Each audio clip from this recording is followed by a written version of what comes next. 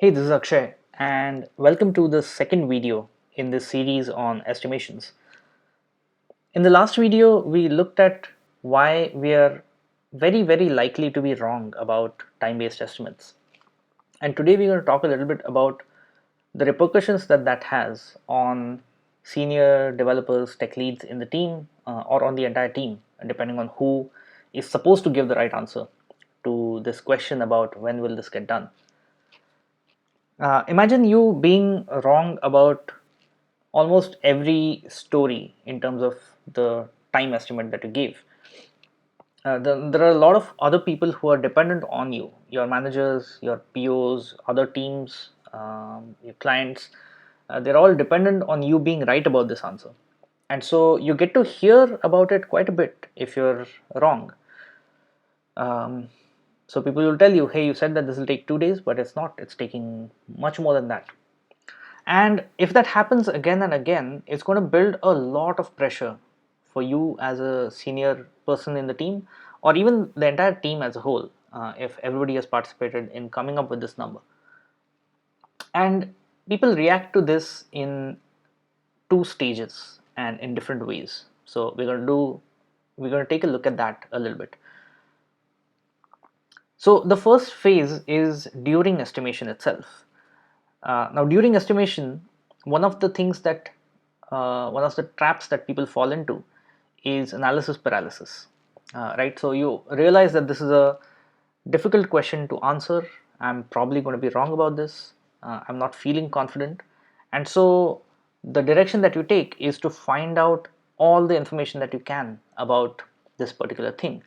Now, usually in a software scenario, this is a feature that someone has imagined, right? A lot of it is very unclear, and so trying to find more information is not necessarily going to increase the accuracy of your estimate. And especially if you're trying to find more information about what will get in your way, that's even less likely to have a positive effect on the accuracy of your estimate. So you're spending a lot of time but not really getting a lot of benefit in terms of improving the accuracy of the number that you're eventually going to give. The other thing that people do is that they realize that this is actually an intractable problem. I'm not going to be able to really give an accurate answer. The best I can do is add buffers because it'll at least save me from being in an uncomfortable situation. So even if something is, you think that it'll take 5 days, you say that it'll take 7 days. Your manager is in the same space and they say that it's going to take 10 days. Their boss is going to add their own buffer on top of it and say that it's going to actually take 15 days. And now what was really supposed to be maybe 3 to 6 days worth of work has an estimate of 15 days. And so that's not useful in any way in terms of planning, because every story has this arbitrary buffer at the end of it, which is hidden as well, right? It's not a buffer that you've called out, it's a buffer that you've built into the number itself that you gave. And so it's very difficult to actually plan using these numbers, because you never know what is actually going to be the reality. If it takes 15 days, was it supposed to take 15 days, or did things go wrong because of which it took 15 days? You have no idea, and so you can't really do anything about it. And even during execution, it causes a lot of problems. Now you're actually working on the story that you estimated to be, let's say, 3 days. End of the second day, you're far away from the end of that story.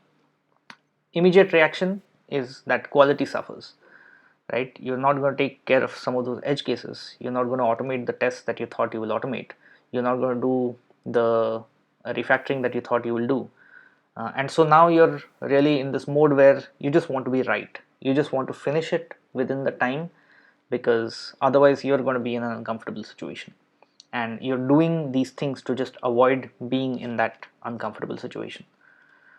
Not collaborating, because now every developer is really thinking about their own interests rather than what is good for the team.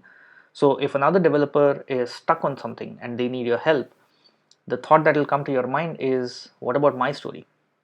Let me first finish my story and then I can help others, because otherwise I'm going to be the one who suffers, and not the other person. And so you've now created a team where every developer is for themselves rather than the team working collaboratively as a whole towards a business outcome. And then the other thing that happens is gold plating, or just work expanding to fill time. Let's go back to that example of a 5-day story, um, and then you're adding buffers to it, and eventually the estimate turns out to be 15 days. Now when you pick up that story, you know that there's just a lot of time, and so I can take it easy in the first couple of days and then start working on it. Or if you're more enthusiastic about that particular story, if you're excited about it, you might finish off the feature and then gold plate it, with bells and whistles that weren't actually planned to be part of that story. But because you're a good developer and because you're having fun with it, you end up doing things that are not useful for the team at that point. You could have finished that story faster and picked up something else that is more valuable to the release, but it would be difficult to admit that you added all of these buffers, and so you don't want to be in a situation where you have to say that, hey, we said that this will take 15 days but actually it's done in 5.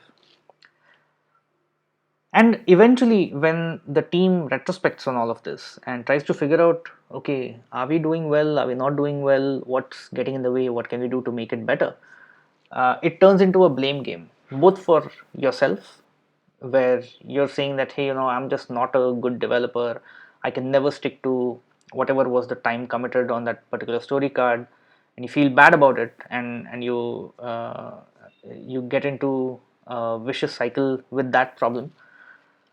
Or you blame everyone else that got in your way. That team didn't do their job, or the BA didn't do their job in terms of writing the story, and that's why there's this delay, or the QA messed up something and that's why there's this delay. And so it's not a useful, healthy conversation. It doesn't move the team ahead. It just gets into blame game, because everyone is trying to play this game of who can stick to the estimates, and that's just futile, where you actually need to understand that your estimates are going to be wrong. There's just no way to remove yourself from that situation.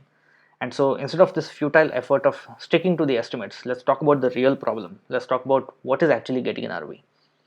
And story points have a way of letting that happen if you use them correctly.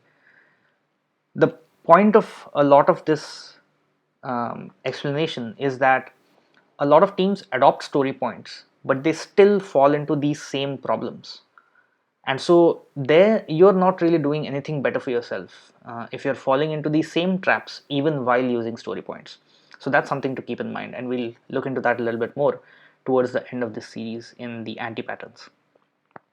All right, thank you so much. See you in the next one.